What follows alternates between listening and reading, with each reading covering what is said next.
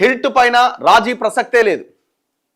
HILT అనే ఒక పాలసీని తీసుకొచ్చారు. ఈ హిల్ట్ పాలసీ ఏంటంటే హైదరాబాద్లో ఉన్న పరిశ్రమలని హైదరాబాద్ అవతలకి తరలించి ఏ భూముల్లో అయితే ఇప్పుడు పరిశ్రమలు ఉన్నాయో ఆ యజమానుల ఆధీనంలో ఉన్నాయో ఆ భూములను మల్టీ యూజ్ కింద వాడుకోవచ్చు. అంటే మీరు రియల్ ఎస్టేట్ వ్యాపారం చేయొచ్చు, ఇంకేదైనా వ్యాపారం చేయొచ్చు, ఇంకేదైనా చేసుకోండి, కానీ ప్రభుత్వానికి ట్యాక్సులు కట్టి దాన్ని మల్టీ యూజ్ కింద మార్చుకోండి అని ప్రభుత్వం ఒక అవకాశాన్ని కల్పిస్తున్నది.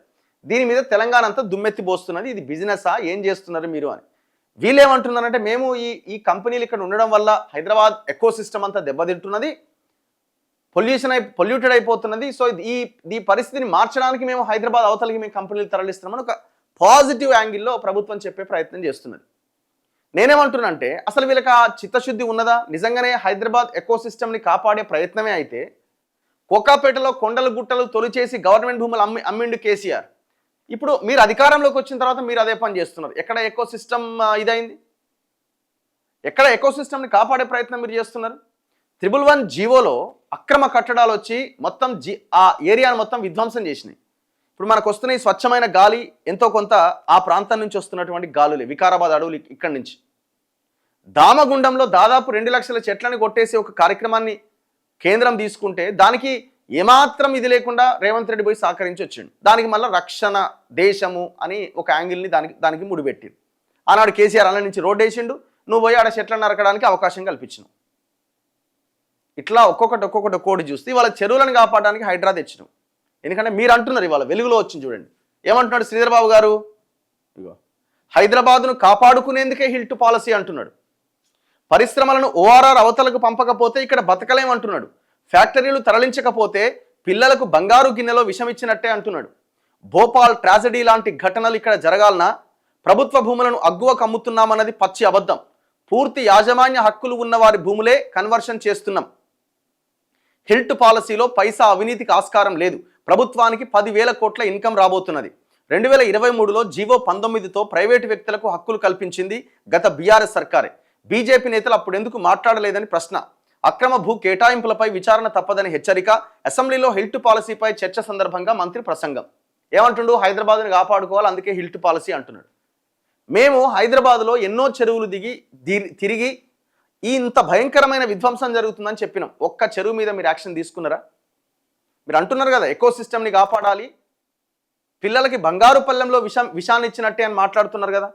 మేము పటాన్ చెరువు దగ్గర దోమడుగు అనే గ్రామంలోకి వెళ్ళి హెటిరో పార్థసారథి రెడ్డి ప్లాంట్ 1 నుంచి వస్తున్న విషాలు ఏ రకంగా చెరువులో కలుపుతున్నాడు, అక్కడి నుంచి ఇంకొక 3 చెరువులు ఎట్లా పొల్యూట్ అయినాయని చూపించినాం. మరి ఇది హైదరాబాద్ ఎకో సిస్టమ్ని దెబ్బతీయడం కాదా? మొన్న జరిగిన సిగాచి ఫ్యాక్టరీ ప్రమాదము, అక్కడ ఉన్నటువంటి కంపెనీలు, ఇక్కడ చౌటుప్పల్ ఏరియాలో నేషనల్ హైవే మీద ఉన్న ఫార్మా కంపెనీలు, దాని నుంచి వచ్చే వ్యర్థాలు, పోచంపల్లి దగ్గర దోతిగూడెం దగ్గర ఉన్న కంపెనీలు, దాని నుంచి వచ్చే వ్యర్థాలు, ఇట్లా అవుట్స్కట్స్లో ఉన్న కంపెనీల ద్వారా కూడా హైదరాబాద్ ఎకో సిస్టమ్ దెబ్బతింటున్నది, చుట్టుపక్కల ప్రాంతాల సిస్టమ్. మరి ఇది పొల్యూషన్ కాదా?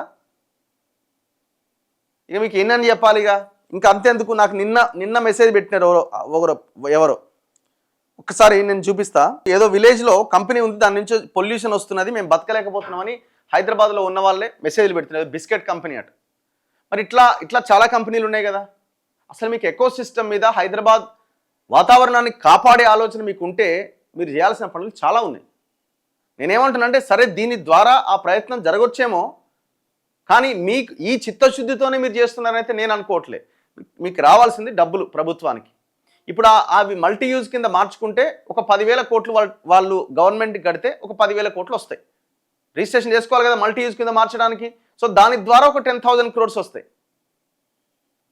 అయితే ఇక్కడ ఇంకొకటి ఏంటంటే, మీరు ఈ కంపెనీల పరిధిలో ఉన్నటువంటి వాటిని మేము ఎకో సిస్టమ్ కాపాడడానికి మేము చేస్తున్నాం. వాడు రియల్ ఎస్టేట్ వ్యాపారం చేసి పెద్ద టవర్లు వేస్తాడు, దానివల్ల ఎకో సిస్టమ్ కాపాడినట్టు అవుతుందా? మీరే ఆ భూములు తీసుకొని ఒక గ్రీన్ జోన్ ఏర్పాటు చేయండి. ఓకే, అది కూడా అవసరం లేదే. ఒక స్కూల్ కట్టండి, దాంట్లో మీరే గవర్నమెంట్ ఆ భూములను తీసుకొని. ఒక హాస్పిటల్ కట్టండి, పిహెచ్సి కట్టండి ఆ ప్రాంతానికి సరిపడా. లేదా ఒక స్కిల్ డెవలప్మెంట్ సెంటర్ పెట్టండి. మీరు ఏదో యూనివర్సిటీ అంటున్నారు కదా, సో దానికి అనుబంధంగా ఇక్కడ చిన్న స్కిల్ డెవలప్మెంట్ సెంటర్స్ ఏర్పాటు చేయండి. మీరు వాడికి ఎందుకు మల్టీ యూజ్ కింద వాడుకోమని, వాడికి ఒకవేళ ఆయనకి ఆ పూర్తి యాజమాన్య హక్కులు ఆ భూమి మీద ఉంటే అంతకు సరిపడా భూమిని ఊరవతలు ఇవ్వండి. అంతకు సరిపడా అంత వాల్యూ చేసే భూమిని ఊరవతలు ఇచ్చి దీన్ని ప్రభుత్వ అవసరాల కోసం ప్రజల అవసరాల కోసం వాడండి. ఎందుకంటే కోర్ హైదరాబాద్ కదా. మీరు మళ్ళీ వాడికే ఇస్తున్నారు. వాడు రిజిస్ట్రేషన్ ఫీజు ఏదో ఒకటి కడుతున్నాడు. మీకు 10,000 కోట్లు వస్తున్నాయి. అవతల వాడు మంచిగా రియల్ ఎస్టేట్ వ్యాపారం చేసుకోవడానికి ఇష్టం వచ్చినట్టుగా అవకాశం దొరుకుతున్నది. పెద్ద టవర్లు వేస్తాడు. ఏముంది ఉన్న ప్లేస్లలో? దానివల్ల ఎకోసిస్టమ్ బాగుపడుతుందా? నాశనం అవుతుంది. ఇంకా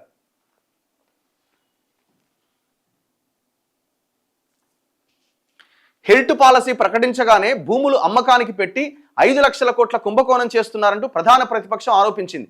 ఆరోపించిన వారు మాత్రం వాకౌట్ చేసి వెళ్లారు. సభ నుంచి పారిపోయి ప్రజల్ని తప్పుదోవ పట్టిస్తున్నారు. 2014 నుంచి హిల్ట్ పాలసీ వరకు ఏ ఏజెన్సీతోనైనా దర్యాప్తు చేయిస్తాం. శాసనసభలో ఉప ముఖ్యమంత్రి భట్టి విక్రమార్క. సభ నిరవధిక వాయిదా. మొత్తానికి సభ అయిపోయింది. ఎన్ని రోజులు జరిగిందండి అసెంబ్లీ శీతాకాల సమావేశాలు? పట్టుమని 4 రోజులు 5 రోజులు కూడా నడవనట్టు 4 రోజులు అనుకుంటా అంతే. డే 4 అయిందండి. డే 4ఏనా? నిన్న డే 4 డే 5 5 రోజులు అయింది సభ.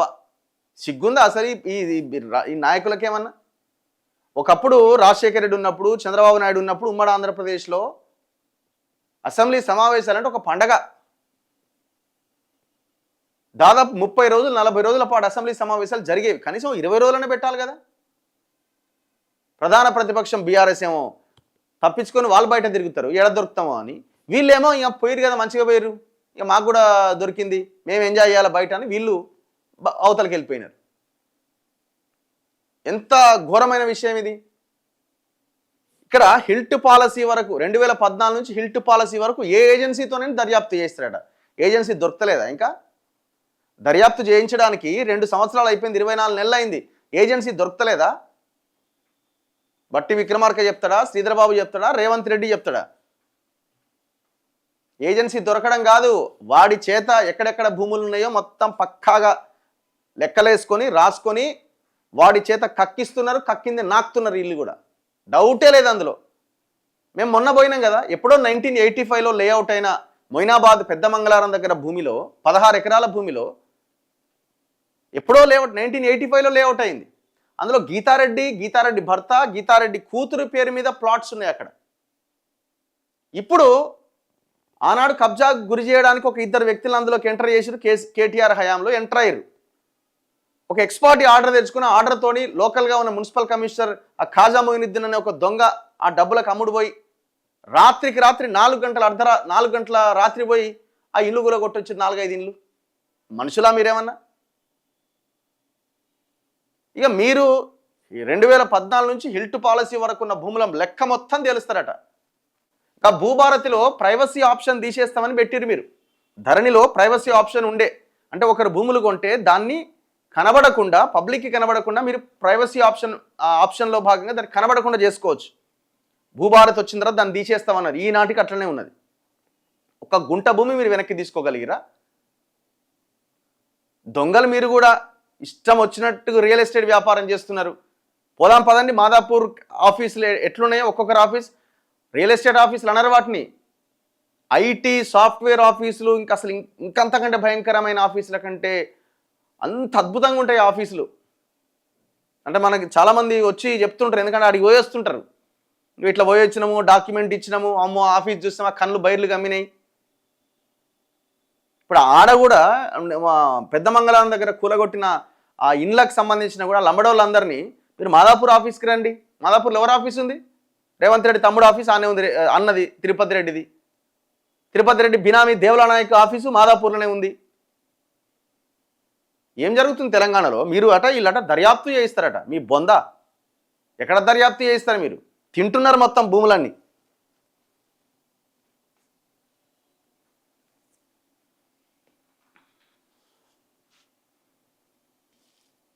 ఇప్పుడు మీరు చూడండి, 4th సిటీ మీద కేటీఆర్ కూడా పెద్దగా మాట్లాడండి. ఫార్మా సిటీ సేకరించిన భూములు 4th సిటీకి ఎట్లా చేస్తారని మాట్లాడండి. ఇప్పుడు మాట్లాడుతున్నా 4th సిటీ మీద ఏదో ప్రెస్ మీట్ అలా మాట్లాడుతున్న తర్వాత వీళ్ళ మూమెంట్ ఏది? అక్కడ ఎంతోమంది అమాయకుల భూములు పోయినాయి.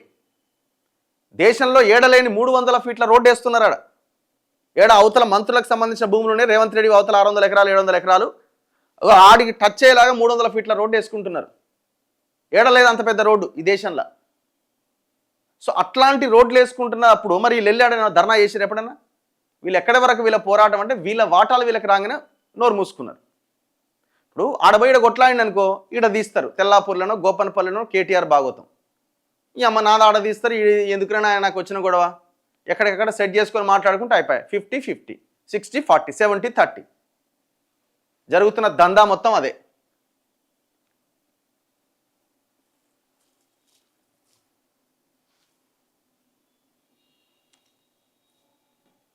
శ్రీధర్బాబుకి అవకాశం రాలేదా ఇలా హిల్ట్ పాలసీ మీద లేకపోతే దీని మీద మాట్లాడడానికి? శ్రీధర్బాబు అంటున్నా ఎవరైనా పొంగులేటి శ్రీనివాసరెడ్డి రెవెన్యూ మినిస్టర్ కదా, ఎందుకంటే జనం ఎవరు నమ్మడు, అందుకే శ్రీధర్బాబుని ముందు పెట్టిరు. సరే ఆయన ఐటీ మినిస్టర్ కావచ్చు, సో దానికి సంబంధించిన మంత్రి కాబట్టి ఆయనకి చెప్పిరేమో పరిశ్రమలని, కానీ భూములు అన్నప్పుడు రెవెన్యూ మంత్రికి కూడా బాధ్యత ఉంటుంది కదా.